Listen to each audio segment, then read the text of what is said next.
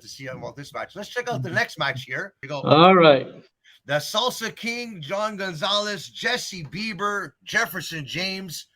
Jeremy, I know that for myself, the guy that stood out the most, and it's pretty crazy for me. Two guys that stood out the most at the last event. Salsa King, he's always dancing, never stops. And Jesse Bieber's got charisma coming out of the wazoo. So I would love to see one of those two men. Jefferson James, you never know. What do you guys think? Jeremy. Yep. So I guess I'll go first. So this is an interesting match for me because the only one I've really been in the ring with is Jesse Bieber. And we were in the ring very briefly in a battle royal in Ontario on the Six Nations Native Reserve. But I know his father very well. And that's something that goes a long way in wrestling when you grow up in the business. I've worked with his father many times, probably close to 20, 30 times in the ring. So I know that his father has excellent wrestling psychology. He's a great athlete. And he's actually a very successful promoter right now in Canada. So when you grow up in the business, as Jacques can attest to, there are things that you just have inherently that, you know, someone like myself, who's a first generation wrestler, I wouldn't have before I set foot in the ring. And Jesse very much has the veteran instincts. He's well ahead of his time in terms of how long he's been working and his age. So, you know, he's really good at what he does. And I definitely think that he's someone who stands out. If you ask me, I feel that there was a tie at the last show for overall best performance. I personally found the two best performances were Jesse Bieber and Michael Richard Bled. So I hope that he can achieve the same level of notoriety, the same connection with the audience this time around. But it's not as easy when you're in there in a triple threat match like that because you're sharing the spotlight with two other people. Now, Jon Gonzales, I don't know him. I've never been in the ring with him. Definitely a colorful character, much like Jesse. Definitely has a great body.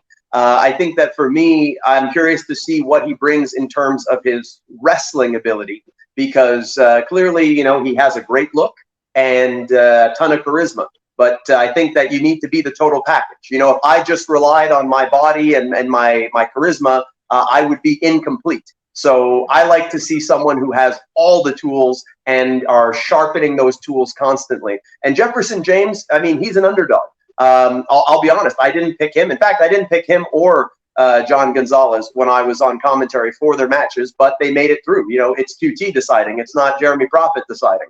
So Jefferson James, I met him many years ago in the Maritimes.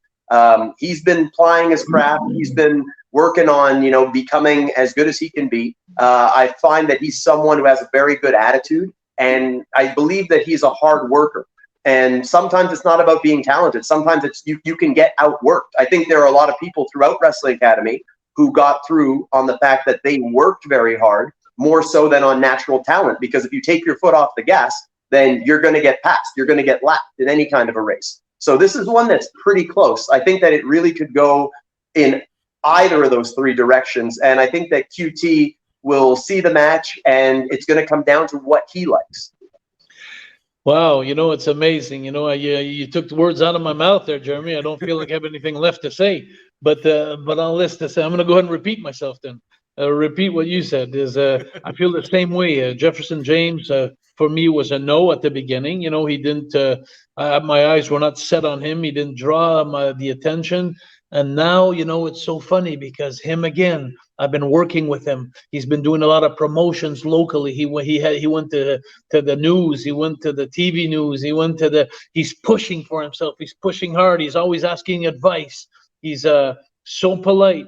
And like you said, he's a go-getter. You know, and sometimes, you know, that could fall into the good eye of the judge, you know, like a guy who wants to go ahead and make it happen. You know, he'll do anything to make it happen. So he's going to do all the efforts to make it happen. So I'm going to keep an eye more on him this time. You know, he's more appealing to me now after I've talked and worked with him.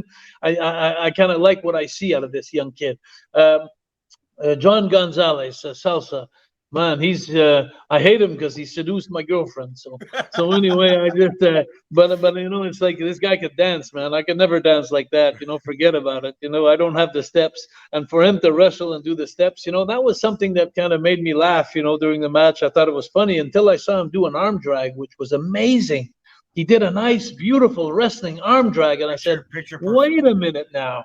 I said, "This guy doesn't know only how to dance. This guy has charisma. He knows how to wrestle. Now, how good does he wrestle? We didn't see much of him in the 6 man the last time, so it's going to be hard to. I want to see more about him, so I'm going to keep an eye on him. And then finally, you know, it's the same thing as you. You know, a second generation of Jesse Bieber. You know, not Justin Bieber, but Jesse Bieber. And you know, it's like for me, you know, this guy seduced the whole crowd. You know, with his charisma, he pulled some strings. He did some things that reminded me of the fabulous Rougeau brothers. He Yes. went from the outside and he interfered at the right time, at the right place, behind the referee's back. You know, it was so amazing. He had such knowledge in that ring that I saying, oh, he's a dangerous one. He's one there that could that if QT Marshall is the guy I think he is. You know, I love all three of those guys, and I don't like to go out like this and say, but he's you don't have to ask me to keep an eye on this guy. He always has my attention the whole match. You know, whether he's on the apron or in the ring, he always has my attention. So it's going to be interesting. It's going to be interesting to see who goes out there. And you know, it's all about one thing, too, guys. You know, like you said, Jeremy, you could be as good in the world, you could be the best wrestler in the world, but it's got to be your night. And some nights you go out there, you perform, and sometimes it's just a great night, and sometimes you're doing the same thing you did last night was a great night, but it's just a bad night. Timing wasn't there, things didn't happen. It wasn't so. It's going to be who goes out there on the 20th of August and who has that lucky night, I think. Yeah. For sure. And you know what? Just to continue with Bieber, I found that he was always noticeable everywhere, and that shows like you said, like the Rougeaus, when you were in the ring, Jacques, everyone knew where you were. You had that loud voice. You were, you know, so for him to advance, I personally think he has a very good chance of going to the finals. If QT's listening, you never know, but we'll see.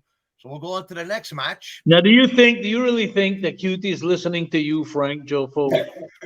Hey, you know what? I'm going to have the opportunity to announce him in the finals. So QT, if you're listening. Hey, that's true. It's amazing. Yeah, he's going to be there on the 17th of September in Montreal, and you're going to be the guy who's going to introduce him. So he better be nice to you. I have to be nice to him.